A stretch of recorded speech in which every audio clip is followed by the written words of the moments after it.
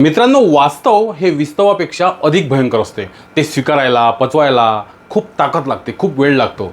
ते कधी कधी पचतही नाही असं होते. आता हल्ली आपल्या देशामध्ये कॉकरोच या शब्दाने धुमाकूळ घातलेला आहे. म्हणजे हा केवळ टाईमपास नाही आहे. कदाचित त्याच्याकडे पाहता दृष्टिकोन वेगवेगळ्या लोकांचा, वेगवेगळ्या विचारधारेतून आलेल्या लोकांचा वेगवेगळा राहू शकतो. पण त्याला एक कॉमन व्ह्यूने जर पाहिलं तर ही खेद आहे, ही खदखद आहे जी लोकांच्या मनात कायम बसलेली आहे आणि ती त्यांना कुठेतरी काढायची आहे. कॉकरोच जनता पार्टी केवळ 5 दिवसांच्या पूर्वी निघालेला एक डिजिटल पक्ष. त्याने आज 1.5 कोटींचा टप्पा पार केलेला आहे.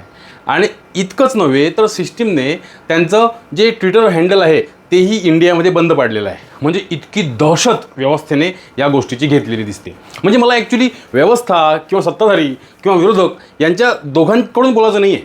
फक्त मला एक सांगायचं आहे की जशी एक क्रांती झाली होती 2011मध्ये, 2011पासून अण्णाचं आंदोलन सुरू झालं होतं. भरपूर लोकांनी त्याला साथ दिला, पाठिंबा दिला. का बरं?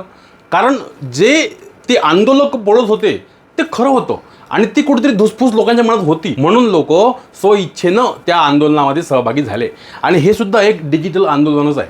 हां, तो पोरगा कुठेतरी अमेरिकेत जाऊन बसलेला असेल, तो तिथे शिकून राहिला म्हणते. 30 वर्षाचा पोरगा आहे. त्याने कॉकरोच जनता पार्टी हा पक्ष, डिजिटल पक्ष स्थापन केला. डिजिटल पक्ष म्हणजे काय? हा काही निवडणुका लढवणारा पक्ष नसेल. हा फक्त एक डिजिटल पक्ष आहे. तो सोशल मीडियावर काम करेल. हां, सोशल मीडियावर काम करणे, जमिनीवर काम करणे, दोन्ही गोष्टी वेगवेगळ्या आहे. म्हणजे आपण त्या पार्टीकडून अशी अपेक्षा करू शकत नाही की तुम्ही रस्त्यावर उतरा, मोर्चे करा, आंदोलनं करा, लाता खा, असं नाही. त्यांनी जी वैचारिक रेव्होल्युशन घडवलेली आहे ती महत्त्वाची आहे. आणि त्यामध्ये जॉईन होऊन 1.5 कोटी जनतेंनी आतापर्यंत 4-5 दिवसामध्ये सांगितलं की ही खदखद आमच्याही मनात आहे. एखादा मंत्री, एखादा नेता त्यानं जर पक्ष बदलवला असेल आतापर्यंत, त्याला त्या पक्षाच्या कार्यकर्त्यांनी, त्या विचारधारेच्या कार्यकर्त्यांनी जिवंत ठेवलं राजकारणामध्ये. त्याला भरभरून मतदान केलं, त्याला मोठं केलं, त्याला आपला पुढारी बनवला. आणि तो हरामखोर पक्ष सोडून दुसऱ्या पार्टीत गेला आणि तो तिकडून आता लढून राहिला. आता त्याची विचारधारा पटकन बदलली. म्हणजेच विचारधारा हे काही शर्ट आहे का पॅन्ट आहे पटकन बदलू शकतो? नाही. आपल्या लोभासाठी, आपल्या सत्तेसाठी, आपल्या कामासाठी, आपल्या पैशासाठी आणि आपल्या करिअरसाठी तो स्वतः काम करून राहिला, तो पक्ष बदलून राहिला. तर पक्ष बदलवणाऱ्यावर 20 वर्षांची बंदी असली पाहिजे हे प्रत्येकाच्या मनात आहे.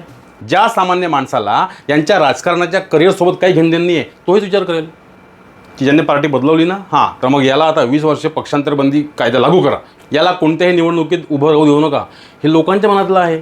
कॉकरोच पार्टीने ते मॅनिफेस्टोत टाकलेलं आहे. कोणालाही वाटते की तुम्ही 50% आरक्षण स्थानिक स्वराज्य संस्थेत दिलं, पंचायत समिती असो, ग्रामपंचायत असो, जिल्हा परिषद असो, मग 50% आमदार का नाही, 50% खासदार का नाही? का नाही? तिथे तुमची हुकूमत पाहिजे का? हे प्रत्येकाच्या मनात आहे. तेच कॉकरोच पार्टीने केलं. मीडियामध्ये फालतू गोष्टी चालल्यापेक्षा, फालतू वादविवाद लावल्यापेक्षा मीडियामध्ये लोकांचे प्रश्न उपस्थित केले गेले पाहिजे. पण आपल्याकडचा मीडिया 100% चाटू झालेला आहे, 100% गोदी मीडिया झालेला आहे. याला जनतेच्या प्रश्नाचं काही देणं घेणं नाही. याला फक्त आपलं साधायचं आहे, हित साधायचं आहे आणि काही लाभ घ्यायचे आहे, संपला विषय. इथे बेरोजगारी एवढी भयंकर वाढलेली असताना जो रिटायर्ड झाला, जो 60-62 वर्षाचा माणूस, 65 वर्षाचा माणूस, त्याच्याकडून आता कोणतं काम होऊ शकत नाही फारसं, त्याला परत एखादं पद, त्याला परत राज्यसभा, त्याला परत कोणतं तरी गव्हर्नर पद, त्याला परत काहीतरी लाभाचं पद, परत मलाई का? अरे त्याने कमावलेलं आहे, त्याने पैसे कमावलेले आहे, नाव सगळं त्याने कमावलेलं आहे. आता त्याला भगवद्गीता वाचू द्या शांततेत, तुम्ही त्याला इकडे एंगेज करता. म्हणजे त्या लोकांचे, त्या मुलांचे जे अजेंडे आहे, जो त्यांचा मॅनिफेस्टो आहे, हा लोकांच्या भावनेसोबत जुळून राहिला म्हणून त्याच्यासोबत लोक जुळून राहिले. गमतीचा भाग वेगळा असू दे, त्याने एक गमत म्हणून पार्टी तयार केली असेल असू दे, पण तुम्ही आधी त्या तरुण बेरोजगारांना डिवचलं ना. ज्याचं पोट भरलेलं आहे, ज्याचं करिअर सेट झालेलं आहे, ज्याने पैसा कमावला, नाव सगळ्या गोष्टी कमावलं, ज्याचे पोरं लंडनला शिकून राहिले, अमेरिकेत शिकून राहिले, त्याला काही वाटणार नाही. अरे पण तो पोरगा ज्याचं लग्न व्हायचं आहे, ज्याचं करिअर बाकी आहे, त्याला समाजातले लोक डिवचून बोलतात, त्याला तो असा संभ्रमित आहे की काय करू काय नाही, त्याची जरा जाणीव असू द्या ना. तुम्ही त्याला कॉकरोच कसं काय म्हणू शकता? तुम्ही त्याला झुरळ कसं काय म्हणू शकता? एकतर तुम्ही लाखो करोडोच्या नोकऱ्या देऊ असं लोकांना स्वप्न दाखवलं, पूर्ण केलं नाही, करता आलं नाही. बरं, जिथे जिथे संधी आहे तिथेही तुम्ही लाभ देऊन नाही राहिले, संध्या देऊन नाही राहिले, जागा काढून नाही राहिले.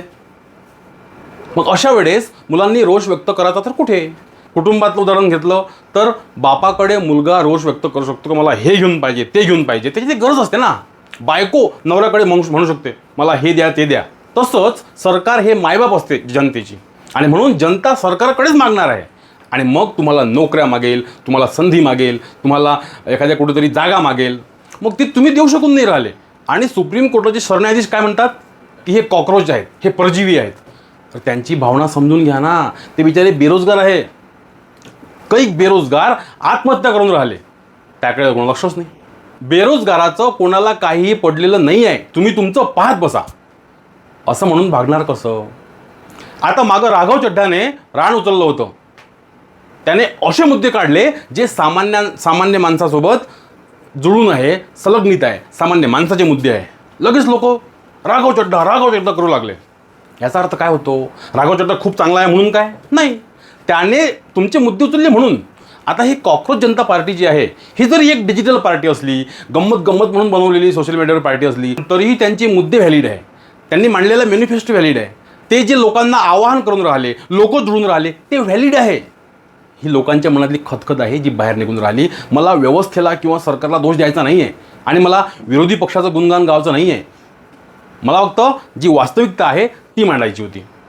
म्हणजे याचा अर्थ असा नाही की सरकार 100% चूक आणि विरोधी पक्ष 100% बरोबर, किंवा सरकार 100% बरोबर आणि विरोधी पक्ष 100% चूक, असं नाहीच आहे.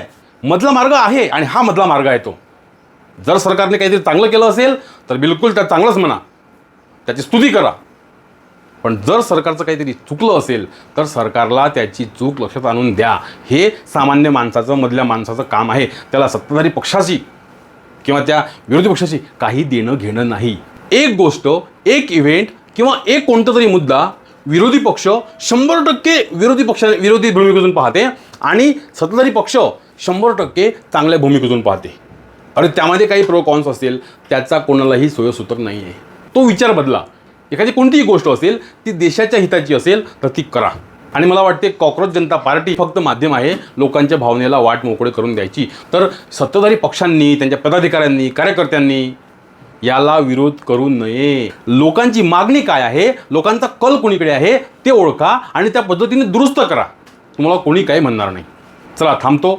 याबद्दल तुमची मतं काय आहे ती कमेंट करा. ती सकारात्मक राहू शकते, नकारात्मक राहू शकते, पण सकारात्मक करा, नकारात्मक करा, मला काही प्रॉब्लेम नाही. परंतु एकदम टोकाची भूमिका किंवा वैयक्तिक येऊ नका. म्हणजे एवढंच फक्त मला म्हणणं आहे. थँक्यू.